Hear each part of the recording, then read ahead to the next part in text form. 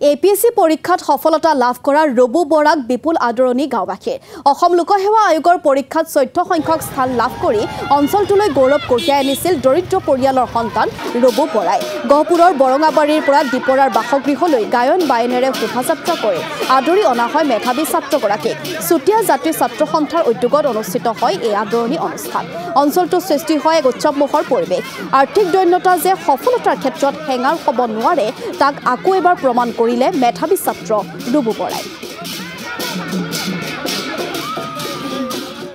আসলে মোৰ বহুত ভাল লাগিছে ৰিজাল্ট দিয়াৰ দিনাখন যেহেতু মই মোৰ ঘৰত উপস্থিত নাছিলো আজি প্ৰায় 2টা দিনৰ পাছত মই আহি ঘৰত উপস্থিত হৈছোহি আৰু মই ভবাতকৈ বহুত বেছি মই সুখী হৈছো আমাৰ গাঁও অঞ্চলৰ সমগ্ৰ মোৰ শুভাকাংক্ষীসকলে মোক যি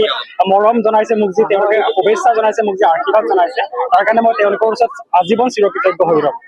মই আচলতে যেটো কষ্টৰে গোটেই জীৱনটো আগবাঢ়ি আহিছো এই কষ্টখিনি আচলতে মোক সংগ্ৰামৰ সময়খিনি কেনেদৰে পাৰ কৰিব লাগে সেয়া শিকাইছে মই ভাবো যে পৰৱৰ্তী সময়ত এগৰাকী এছিএছ বিষয়া হিচাপে মোৰ কাম কাজসমূহ মই সঠিক ৰূপে পালন কৰি যোৱাত মোক এই সংগ্ৰামখিনি যথেষ্টখিনি সহায় কৰিব